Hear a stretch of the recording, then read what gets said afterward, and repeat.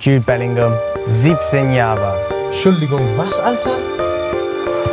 Bellingham! Tor! Tor! You're moving on to the next one. Up to get ahead, be the best in the contest. Leading the rest, the press. Clamoring to get a shot at the next best.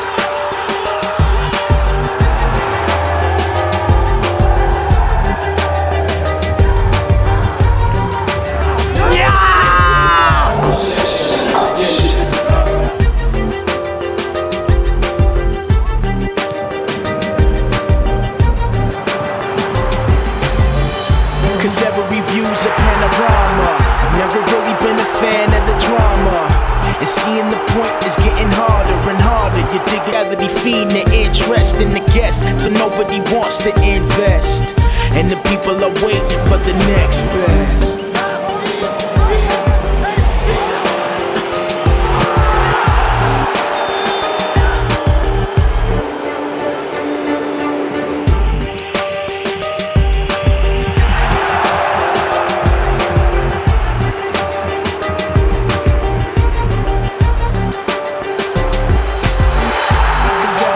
A panorama. I've never really been a fan of the drama.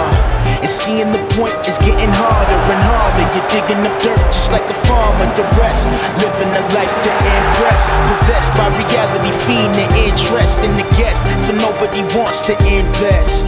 Boom. Der Spieler mit der Nummer 22, Jude!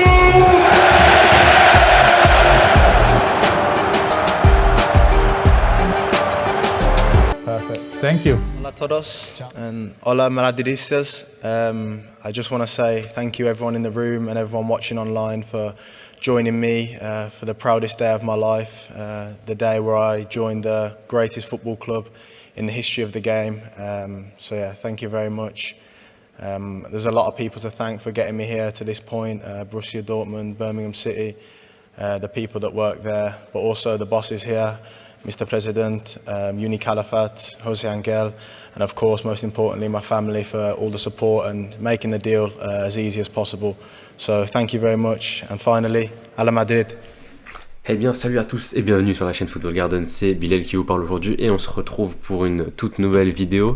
Une vidéo qui sort un petit peu du lot de Chelsea, simplement parce qu'aujourd'hui on va s'intéresser à un transfert qui a eu lieu il y a quelques jours maintenant, c'est celui de Jude Bellingham au Real de Madrid. On parle d'à peu près 103 millions d'euros plus bonus, plus 30% à la revente. Une revente, bon, ça m'étonnerait que Bellingham parte du Real un jour, mais peut-être que dans 10 ans ces 30% seront utiles au Borussia. Et donc du coup voilà, il quitte Dortmund après 3 saisons passées au club. Il est arrivé en 2020 et part donc en 2023. Il aura fait 3 saisons complètes sous la houlette du Borussia Dortmund et avant ça il aura fait une saison à Birmingham City. Il a donc 4 saisons en pro dans les jambes et il signe pour 103 millions d'euros au Real de Madrid. C'est le deuxième transfert le plus cher de l'histoire du Real Madrid derrière Eden Hazard. Ça rajoute de la pression, mais donc du coup voilà, Jude Bellingham, on va en parler. On va parler d'abord dans un premier temps. Ok, la voiture. On va en parler dans un premier temps en parlant simplement de toute sa carrière, de l'histoire qu'il a vécue, etc. Donc tout ce qu'il a fait en pro.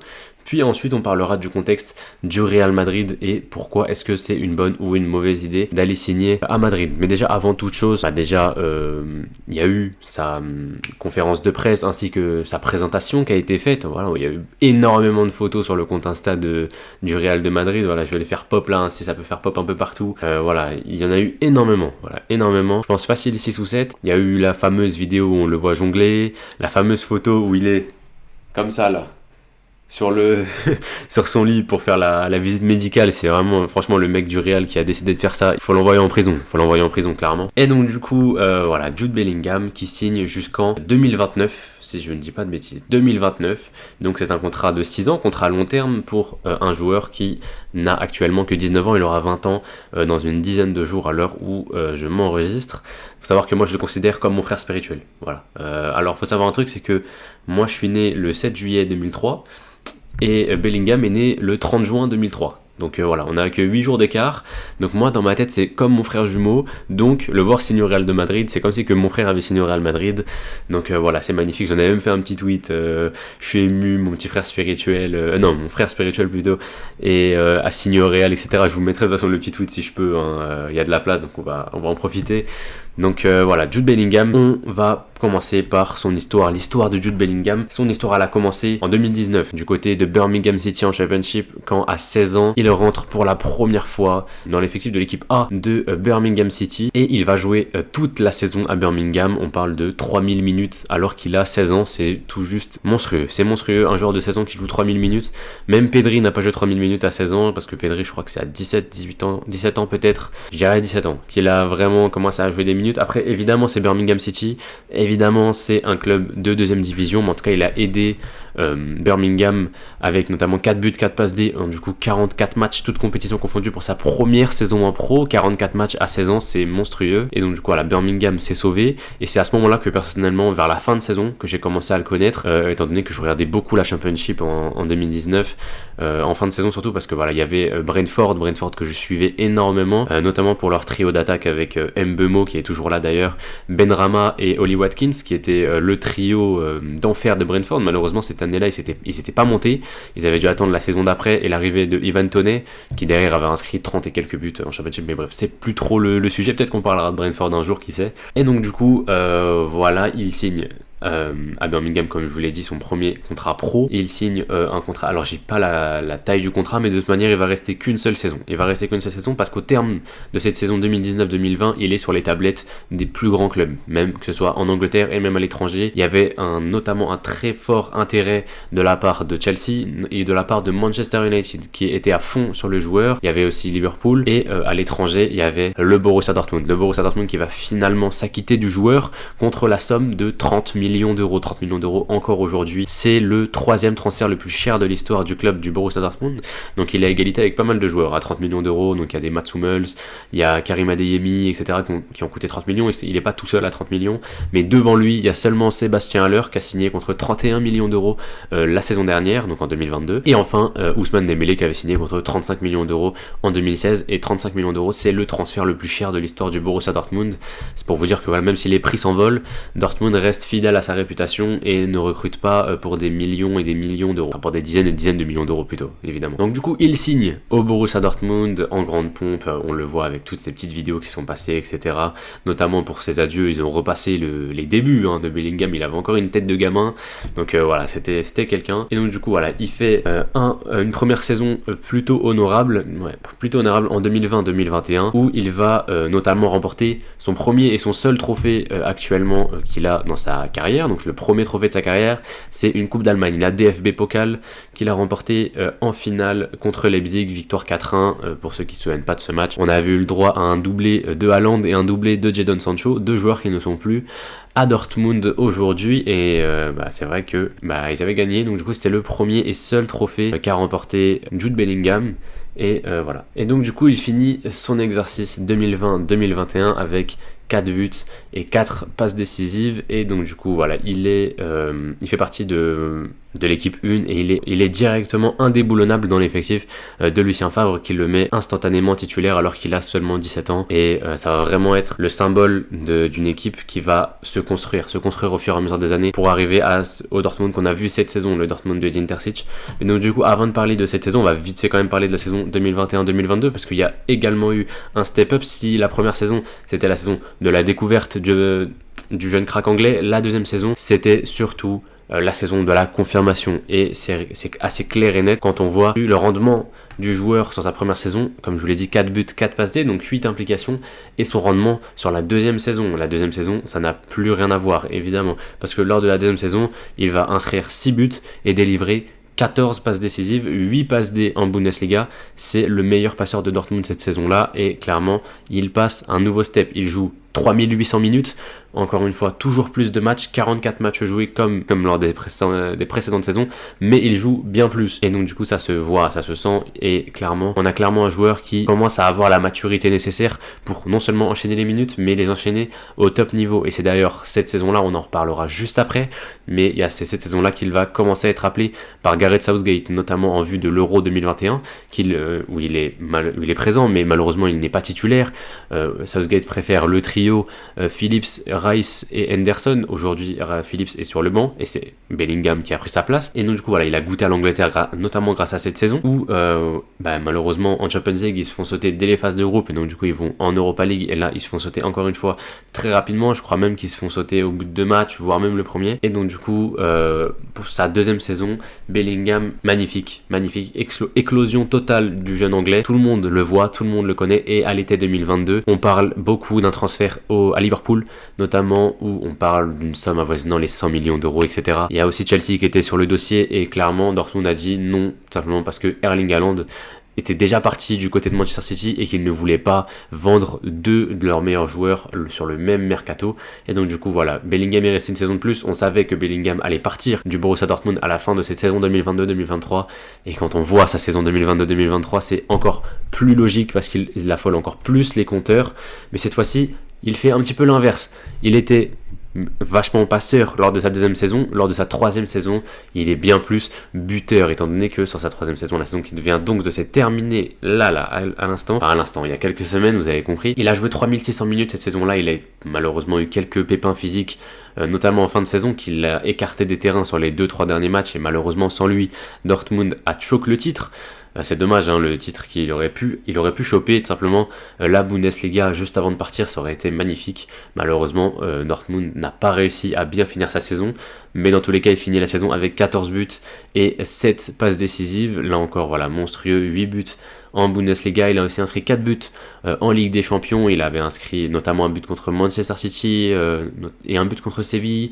Donc il y a le but contre Séville où il rentre dans la surface et met un petit extérieur du pied, petit filet opposé. Et le but contre City, je crois que c'est une frappe qui part en lucarne, mais qui est un petit peu déviée par le défenseur de City. De toute façon, si je peux vous les mettre, je mettrai un petit peu des passages de sa carrière à Dortmund notamment. Birmingham, il n'y a pas trop d'images, mais on va voir.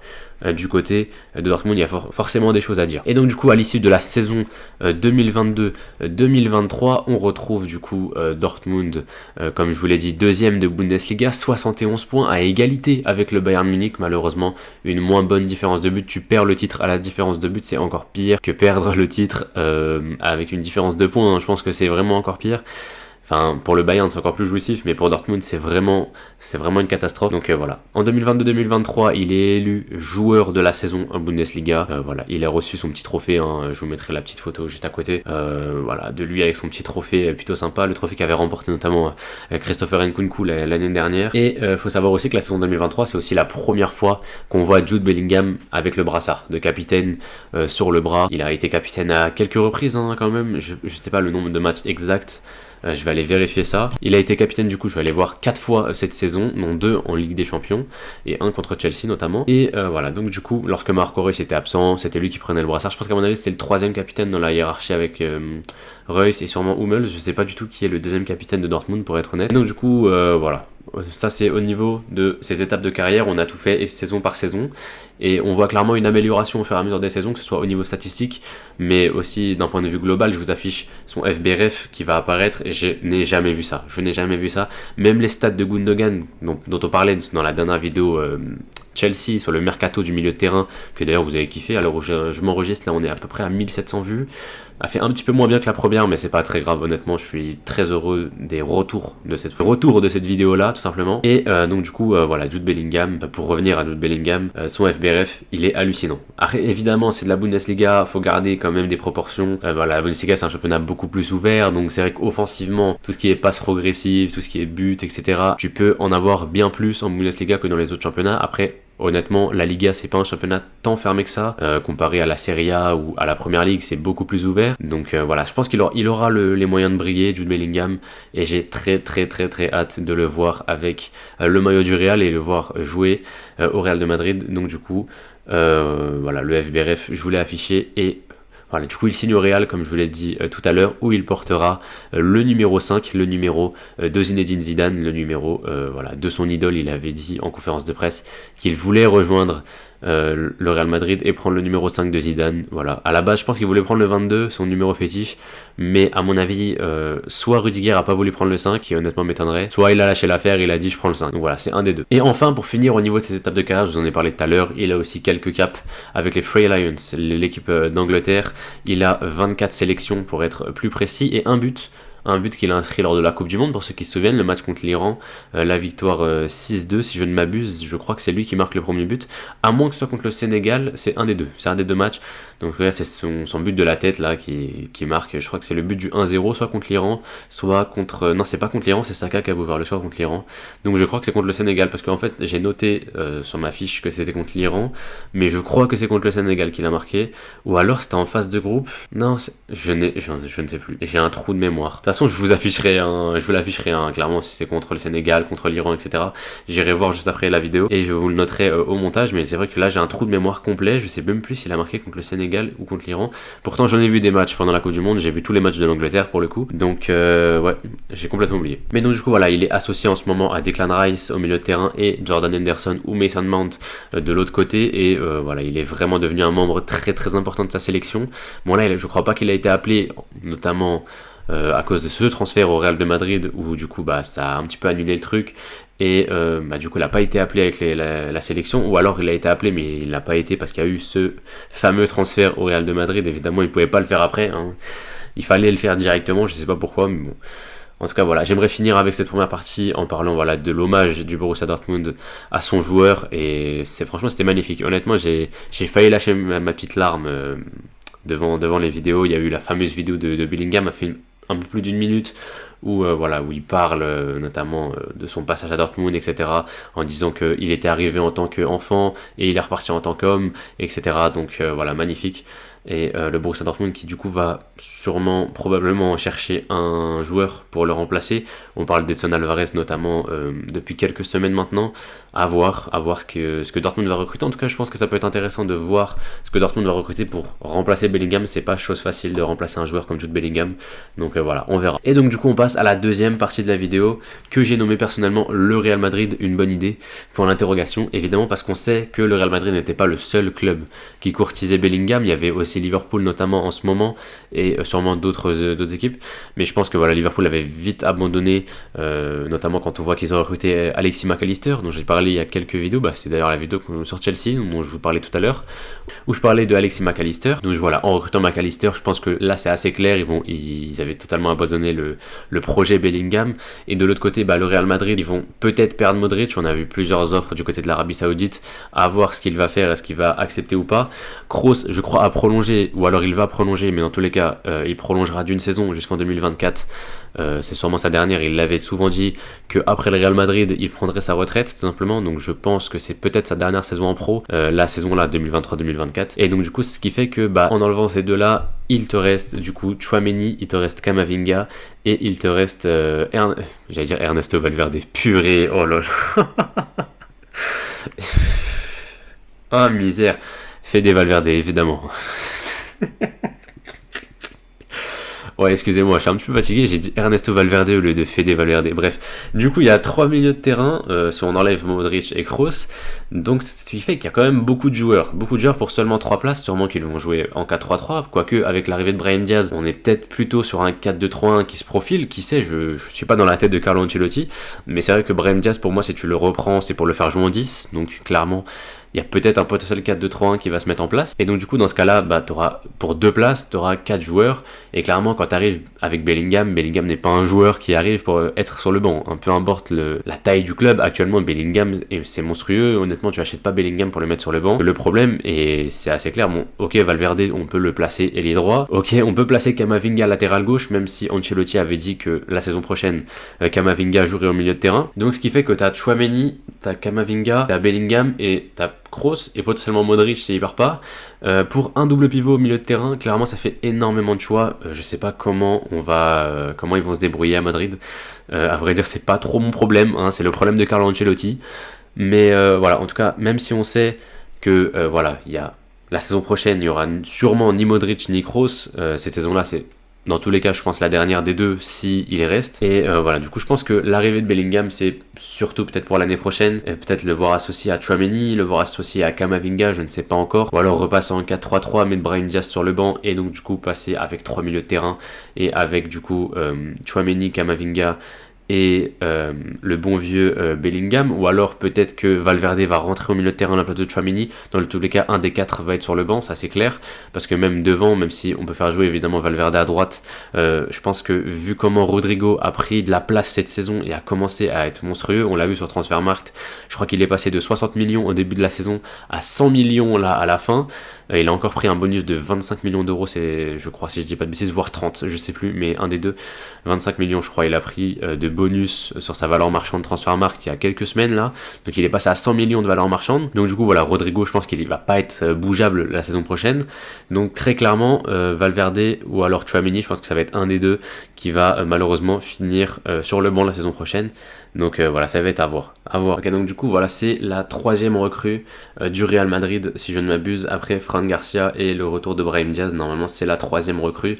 Et il y en aura une quatrième incessamment sous peu, étant donné que hier, on a eu le droit à un Here We Go de Fabrizio Romano, le Here We Go de José Lu, l'attaquant de l'Espagnol Barcelone qui est arrivé en fin de contrat cet été et qui du coup va s'engager avec le Real Madrid. Je ne sais pas pour combien de temps, j'ai pas vu l'info, mais dans tous les cas, voilà, José Lu va signer au Real Madrid et sera la quatrième recrue des merengues, tout simplement. Donc du coup, voilà, je pense que j'ai fait à peu près le tour de la vidéo. Personnellement, si je devais donner mon avis rapidement, je suis très heureux pour Bellingham de signer dans un top club. Il a dit que voilà, on pouvait pas refuser le meilleur club de l'histoire du football. Donc actuellement, je pense que il a pas tort. Et voilà, Bellingham, énorme step-up évidemment, et j'ai très hâte de le voir avec le maillot du Real. On va regarder en balle beaucoup de matchs du Real la saison prochaine, je pense. Et en plus ils ont un super maillot, donc il y a peut-être moyen d'aller chercher un petit maillot domicile floqué Bellingham. On verra si j'ai les moyens de pouvoir m'acheter ce maillot.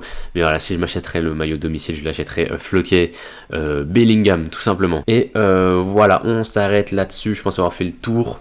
Là, à l'heure où moi je m'enregistre, on est dimanche, donc à l'heure où vous la regarderez, on sera sûrement lundi après-midi, je pense. Du coup, à l'heure où vous voyez cette vidéo, il y aura sûrement l'épisode 3 de la vidéo de Chelsea qui va arriver derrière, sûrement le mercredi, ou alors peut-être le jeudi au max, mais je pense que ça va plus être mercredi que jeudi. Simplement, je pense que je vais la tourner là, tout de suite derrière. Je vais aller manger un petit truc d'abord parce que j'ai pas mangé. Et juste derrière, je tournerai la vidéo de l'épisode 3 de Chelsea. Donc voilà, vous étonnez pas si j'ai le même maillot dans 2 vidéos d'affilée. C'est tout simplement parce que j'enchaîne les deux. Voilà, j'enchaîne les 2 vidéos. Et voilà, je vous sortirai ça dans la semaine prochaine. Et d'ailleurs, j'ai failli oublier quand même. Non seulement, voilà, je vous avais dit dans la dernière vidéo qu'on était quasiment 500 sur la chaîne. Non seulement on a passé les 500, mais on a également passé les 600 abonnés sur la chaîne. Voilà, alors où je m'enregistre, on est 610. C'est monstrueux. Merci à tous. Merci beaucoup. Donc évidemment, on va vous préparer un petit truc avec Walid pendant l'été. Vous verrez, ça va être quelque chose de pas mal, de pas trop mal. J'espère pouvoir en faire plusieurs d'ailleurs. Et peut-être pourquoi pas des lives bientôt. On verra en tout cas. Moi je vous laisse là-dessus. C'était Bilal de la chaîne Football Garden. Portez-vous bien et la paix sur vous.